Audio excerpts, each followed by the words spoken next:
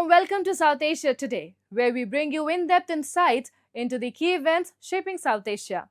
I am Pratiksha Mishra, and here are today's top stories. Nepal votes in historic election after months of turmoil.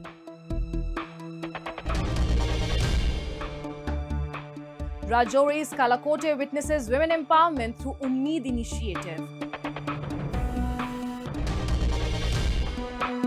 And Kyoto hosts cooking tests to certify foreign Japanese cuisine chefs.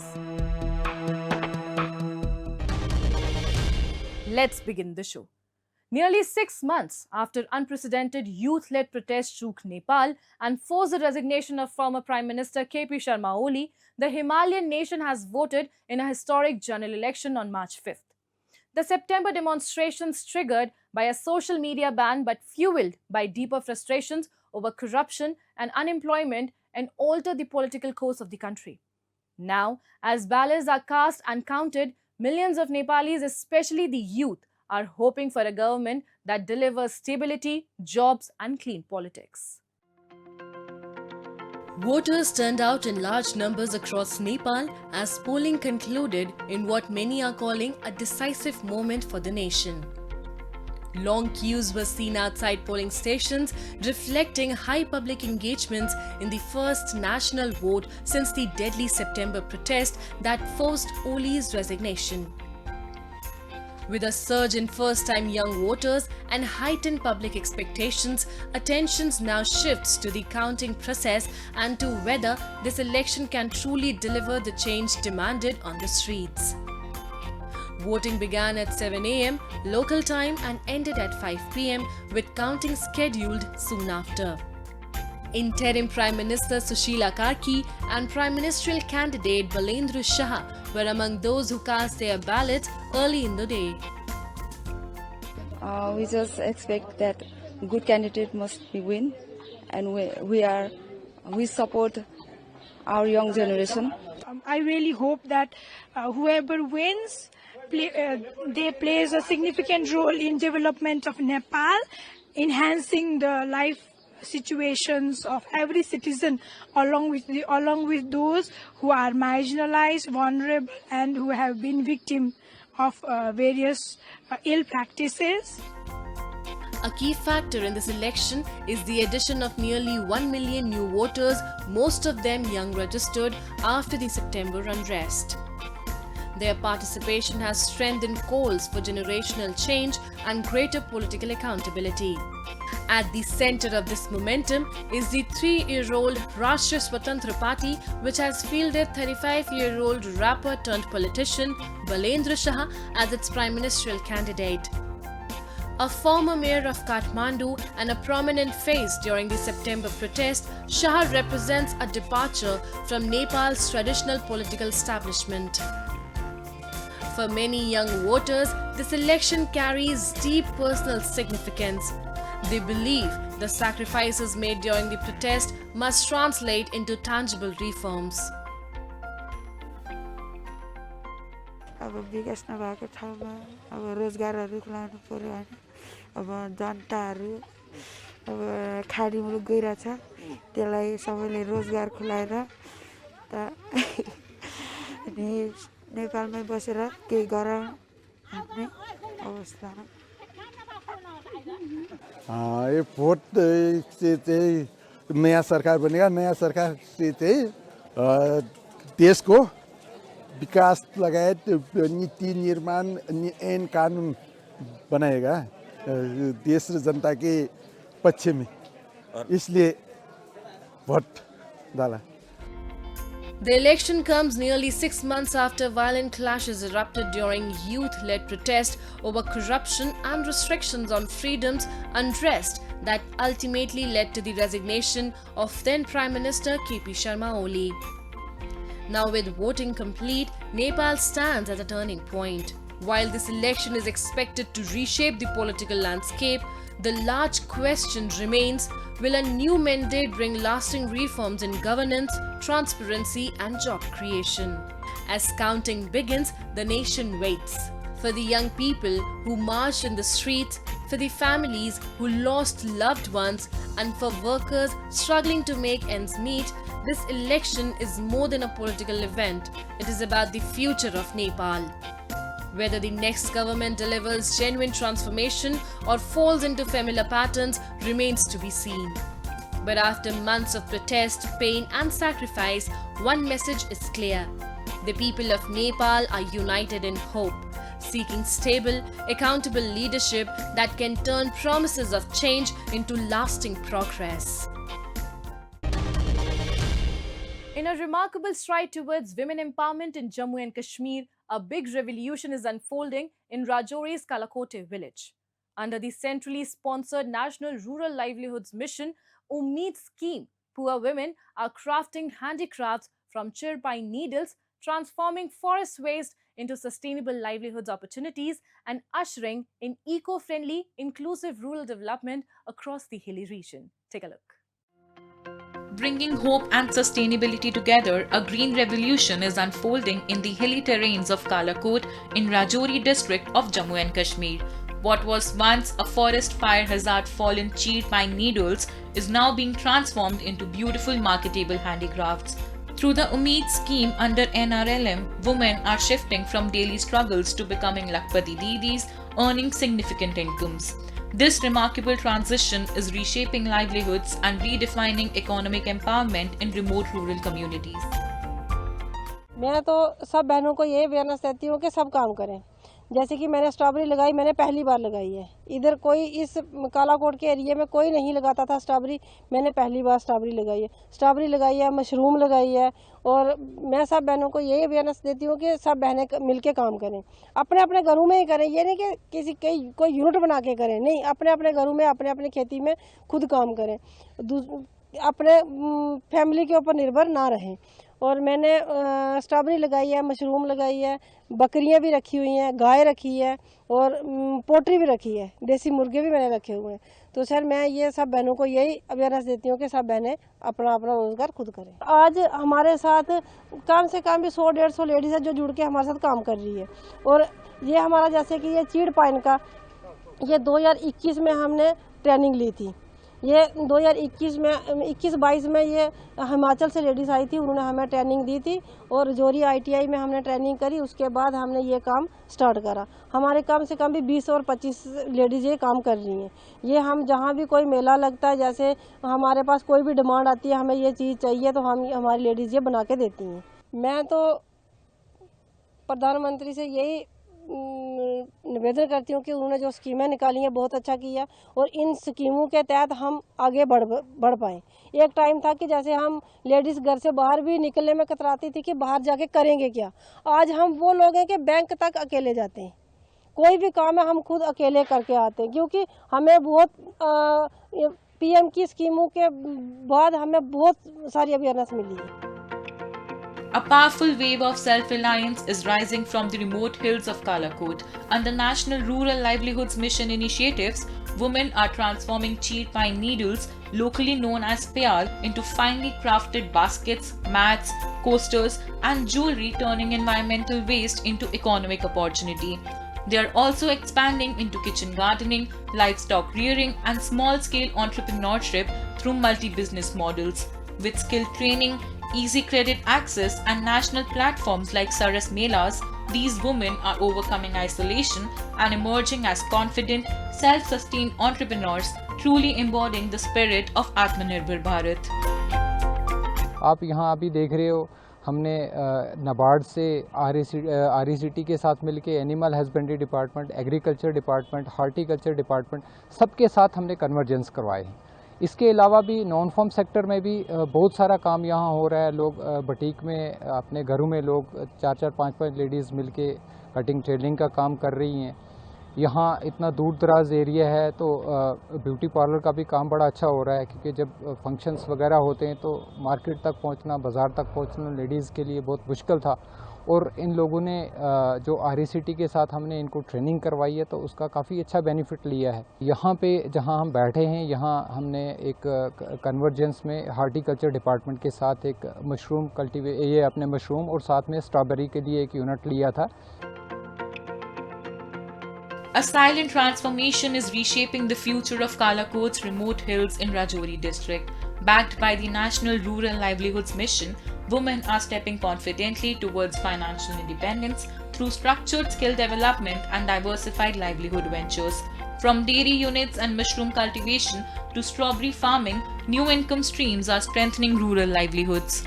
Through strong self-help groups, women are pooling resources, boosting productivity, and building financial security, turning Kalakot into a rising example of grassroots empowerment in Jammu and Kashmir. कुछ लोगों की ज़िंदगी में एक रोशनी बनकर ये scheme आई है और इसकी बड़ी अहमियत है इस फील्ड में। और कुछ ज़्यादातर हमारी माताएं बहनें हैं, पहले जो किसी ऑफिस में जाना या किसी बैंक में जाने से ही डरती थी, और आज अपने हक और नई ट्रेनिंग यहाँ पर अवेयरनेस और मोबिलाइजेशन तो हमारी रहती है।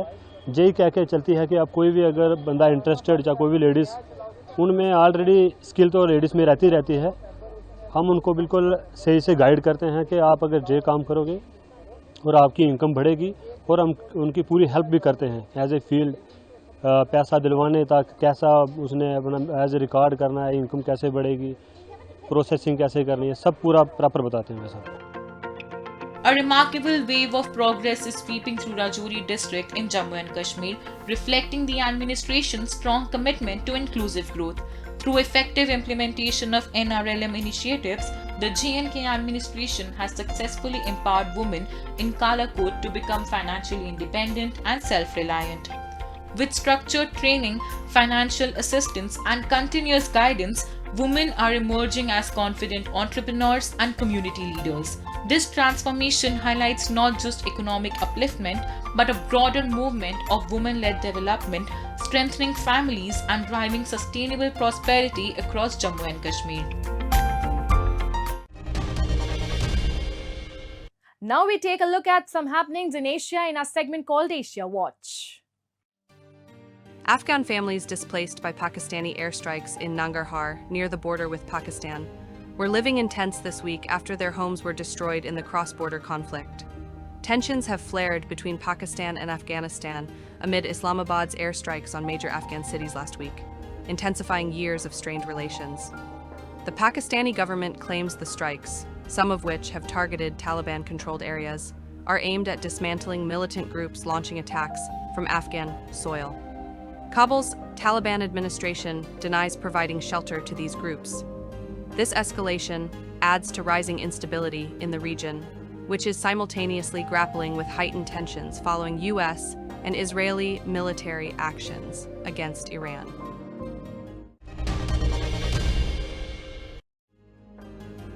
Iraq has cut oil production by nearly 1.5 million barrels a day, and those cuts could widen to more than 3 million barrels per day within days, as the country runs out of storage and cannot export crude due to the Iran crisis. The oil ministry said later in the day that the reduction in its crude oil production, owing to the halt in exports after the closure of the Strait of Hormuz, would not affect operations at its refineries. Iraq's refining capacity stands at around 1.1 million barrels per day, according to Iraqi energy officials and oil ministry data. The US-Israeli war with Iran has halted energy exports from the Middle East, with Tehran attacking ships and energy facilities, closing navigation in the Gulf, and forcing production stoppages from Qatar to Iraq.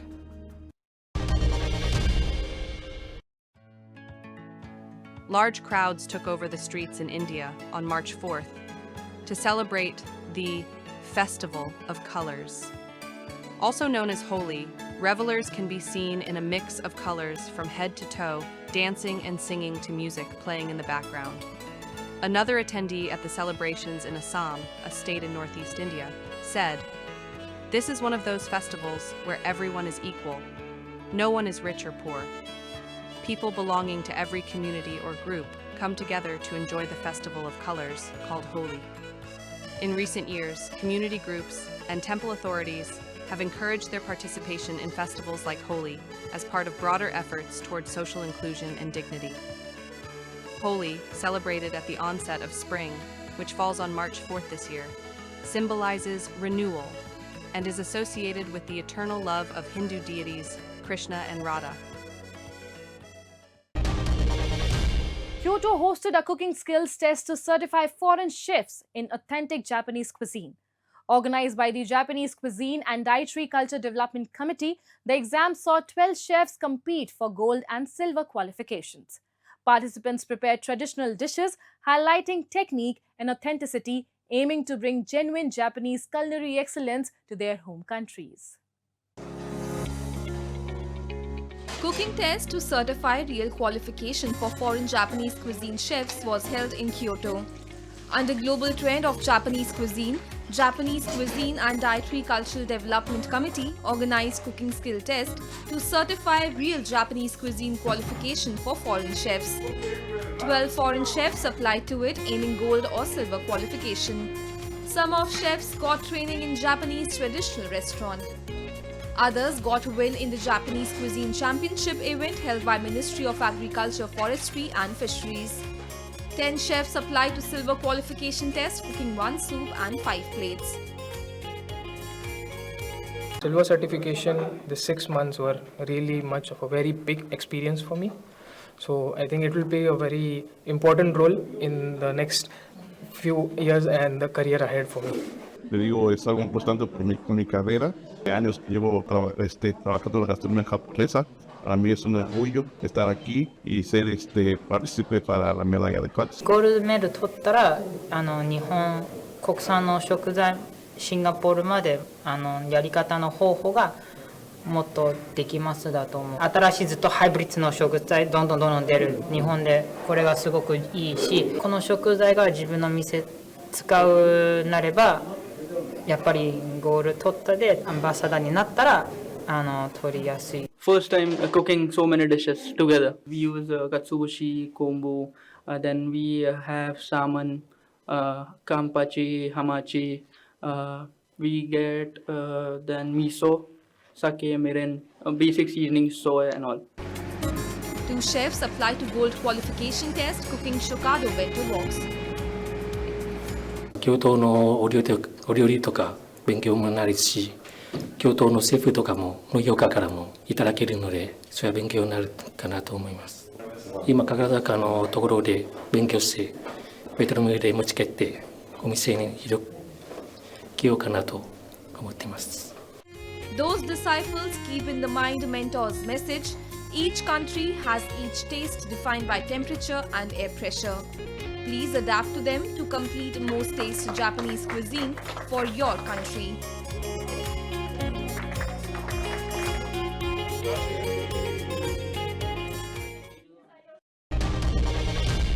Maler Kotla feels like poetry in real life. In this historic city of Punjab, the azan, shabad, kirtan and temple bells rise together, not in competition but in harmony.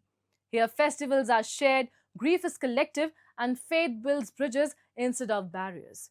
Even during the partition of India in 1947, Maler Kotla chose peace.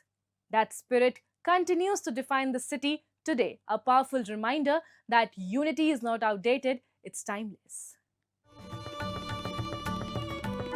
Tucked into Punjab's fertile plains, Maler Kotla stands as a rare living symbol of communal harmony. For centuries, this historic town has woven faiths and traditions into a shared way of life where peace is not preached, it's practiced.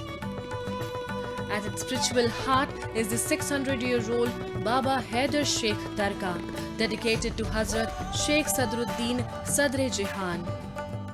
Every Thursday, Hindus, Muslims, Sikhs and Christians gather here not as separate communities but as one, united in prayer and devotion. जो ये दरगाह है इनका बाबा जी का नाम है शेख सदरुद्दीन सदर-ए-जहां। वैसे इनको बोला जाता है बाबा हैदर शेख के नाम से और ये 600 साल पुरानी दरगाह है और बाबा जी अफ़गानिस्तान से आए थे। वीरवार को यहाँ बहुत ज़्यादा भीड़ होती है।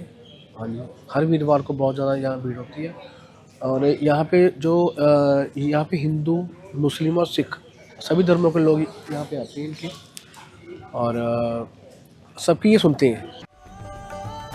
Just a short walk away stands the serene Hada Nara Gurudwara, a sacred space woven into Maler Kotla's soul. It honors the Nawab's courageous stand against injustice during the Mughal era, a moment that attached the city into Sikh history with deep respect. Today, the Gurudwara remains open to all, welcoming every visitor regardless of faith with the same spirit of dignity and grace. ਇੱਥੇ ਮਲੇਰਕੋਟਲਾ ਦੇ ਰਿਆਸਤ ਦੇ ਵਿੱਚ ਸਿੱਖ ਹਿੰਦੂ ਮੁਸਲਿਮ ਸਾਰੇ ਭਾਈਚਾਰਾ ਸਾਰੇ ਇਕੱਠੇ ਵਿਆਹ ਸ਼ਾਦੀਆਂ ਦੇ ਵਿੱਚ ਵੀ ਇਕੱਠੇ ਹੋ ਕੇ ਰਹਿੰਦੇ ਨੇ, ਇੱਕ ਦੂਏ ਦੇ ਜਾਂਦੇ ਨੇ, ਗੁਰੂ ਘਰਾਂ ਦੇ ਵਿੱਚ ਵੀ ਮੰਦਰਾਂ ਦੇ ਵਿੱਚ ਜਿੱਥੇ ਵੀ ਕੋਈ ਸਮਾਗਮ ਹੁੰਦਾ। Adding to Malerkotla's spiritual mosaic is the vibrant Kali Mata temple, where devotees, especially on Saturdays, offer nariyal, chunni and prasad to the goddess. What makes it special is not just the ritual but the people. Visitors from every community come here in the quiet devotion. In Malerkotla, different faiths standing side by side is not extraordinary, it's simply everyday life.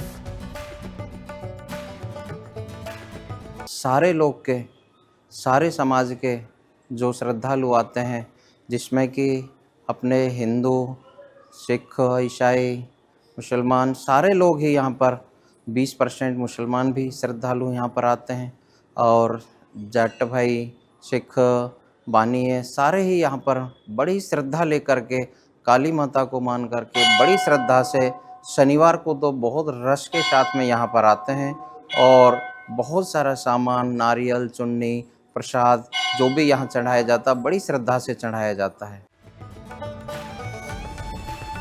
As India celebrates its diversity, this small Punjabi city offers a quiet but powerful reminder. Unity works best when it's lived daily, not just spoken about. Malerkotla is more than a dot on the map. It's a living story of peace, shared faith, and the lasting strength of coexistence.